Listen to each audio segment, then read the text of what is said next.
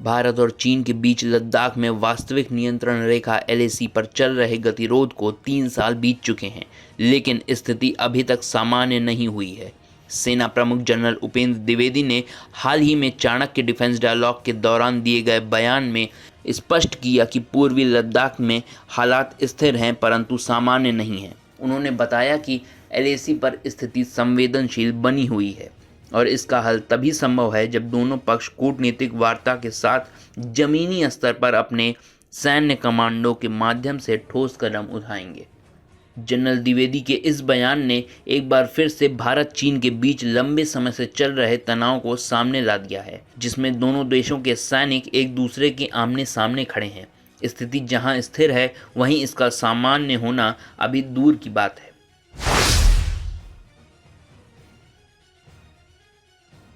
भारत और चीन के बीच लद्दाख में वास्तविक नियंत्रण रेखा पर संघर्ष की शुरुआत अप्रैल 2020 में हुई थी, जब चीन ने अचानक अपने सैनिकों की तैनाती बढ़ाकर भारतीय क्षेत्र में घुसपैठ करने की कोशिश की थी। ये घुसपैठ गलवान घाटी और हॉट स्प्रिंग जैसे क्षेत्रों में की गई थी। इस घटनाक्रम ने भारतीय सेना को सतर्क कर दिया और सीमा पर दोनों देशों की सेनाओं के बीच तनाव चरम पर पहुंच गया। 15 जून 2020 की रात को गलवान घाटी में हुई झड़प ने स्थिति को और गंभीर कर दिया। इस झड़प में 20 भारतीय जवान शहीद हुए, जबकि चीन को भी भारी नुकसान का सामना करना पड़ा। हालांकि चीन ने अपने सैनिकों की हानि की सही संख्या नहीं बताई। ये घटना भारत चीन के संबंधों में सबसे बड़े संकट के रूप में उभरी और तब से लेकर अभी तक स्थिति की सामान्यता पर कोई विचार नहीं किया गया है।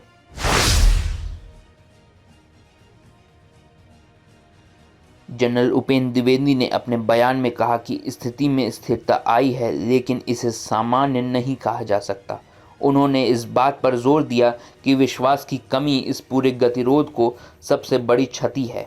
दोनों देशों के बीच कई दौर से कूटनीतिक और सैन्य वार्ताएं हो चुकी हैं, लेकिन वास्तविक में समाधान की प्राप्ति नहीं हुई है अभी तक। उन्होंने ये भी कहा कि एलएसी पर चीन द्वारा की गई गतिविधियां और आक्रामक नीति ने क्षेत्र में तनाव बढ़ा दिया है। चीन ने अपनी सीमा के पास बुनियादी ढांचे का तेजी से विकास किया है, जिससे भारत को भी अपनी सीमा की रक्षा के लिए सेना को मजबूती से खड़ा करना पड़ा है। जनरल द्विवेदी ने यह स्वीकार किया कि सैन्य दृष्टिकोण से भारत ने अपनी तैयारियों को मजबूत किया है, लेकिन समस्या का दीर्घकालिक समाधान तभी होगा जब दोनों पक्ष अप्रैल 2020 से पहले की स्थिति पर लौटने के लिए सहमत होंगे।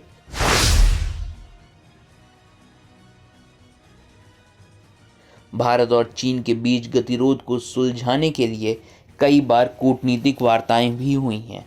दोनों पक्षों ने सैन्य और राजनयिक स्तर पर कई बार बातचीत की है, जिसमें पीछे हटने और तनाव कम करने जैसे कदमों पर सहमति बनी है। पैंगोंग त्सो झील और उसके कुछ अन्य क्षेत्रों से सैनिकों को पीछे हटाया भी गया, लेकिन कुछ विवादित क्षेत्रों में अभी भी सैनिक तैनात हैं।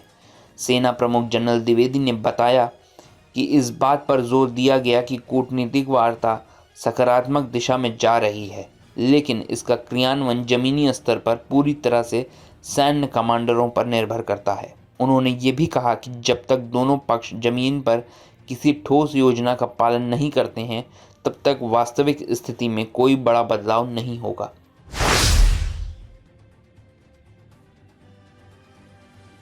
चीन की रणनीति शुरू से ही भारत के खिलाफ आक्रामक रही है। उसने लद्दाख क्षेत्र में अपने सैन्य ताकत को बढ़ाकर बुनियादी ढांचों को विकसित करके दबाव बनाने की कोशिश की है। भारत ने भी प्रतिक्रिया में अपने सीमा पर सैनिकों की संख्या में वृद्धि की है और आधुनिक उपकरणों का इस्तेमाल करके अपनी स्थिति को मजबूत किया है। भारत की तरफ से बुनियादी ढांचों के विकास को भी तेजी से किया गया है। नई सड़कें, पुल और हवाई पट्टियों का निर्माण किया गया ताकि सेना को आवश्यकता अनुसार तेजी से तैनाती किया जा सके। भारतीय वायुसेना भी पूरी तरीके से तैयार है और इलाके में उच्च स्तरीय निगरानी बनाए हुए है। जनरल द्विवेदी ने इस बात का उल्लेख किया कि सेना का मनोबल ऊंचा है और सैनिक हर स्थिति का सामना करने के लिए तैयार है।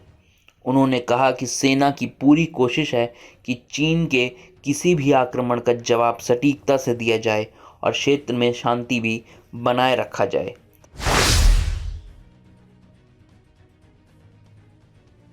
भारत की मांग स्पष्ट है, अप्रैल 2020 से पहले की स्थिति बहाल होनी चाहिए। सेना प्रमुख ने अपने बयान में कहा कि भारत चीन से यही चाहता है कि दोनों पक्ष अपने अपने क्षेत्र में वापस लौटें और 2020 से पहले जैसी स्थिति को दोबारा स्थापित करें, परंतु चीन इस मांग पर सहमत होने को हिचकिचा रहा है। चीन की रणनीति ये है कि वो धीरे धीरे भारतीय क्षेत्रों पर अपना दावा मजबूत करे और अपनी स्थिति को बरकरार रखे।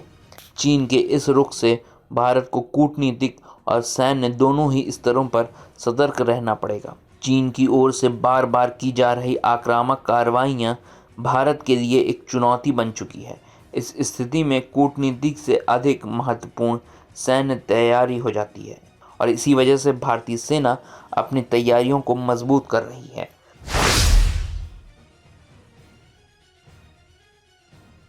जनरल द्विवेदी ने अपने बयान में कहा कि इस पूरे मामले में सबसे बड़ी क्षति विश्वास की है। भारत और चीन के बीच में आपसी विश्वास का टूटना इस समस्या का समाधान में सबसे बड़ी रुकावट है।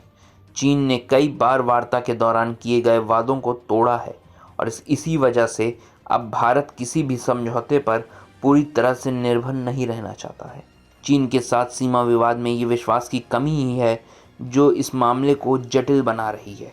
दोनों देशों के बीच कूटनीतिक स्तर पर वार्ता चल रही है, लेकिन जब तक विश्वास की कमी को दूर नहीं किया जाएगा तब तक कोई भी समझौता लंबी अवधि तक नहीं टिक पाएगा। पूर्वी लद्दाख में स्थिति स्थिर है लेकिन सामान्य नहीं है। ये तनावपूर्ण स्थिति हर वक्त एक नए संघर्ष की संभावना को जन्म देती है।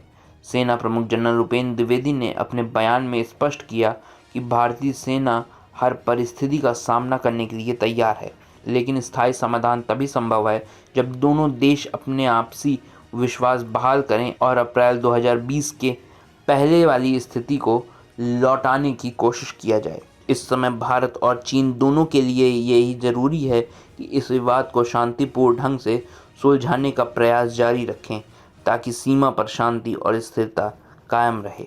और आप हमसे जुड़े रहने के लिए सब्सक्राइब करें YouTube पर, फॉलो करें Twitter पर और लाइक करें Facebook पर। और ज्यादा जानकारी के लिए आपको टाइप करना होगा सिर्फ न्यूज़ नशा।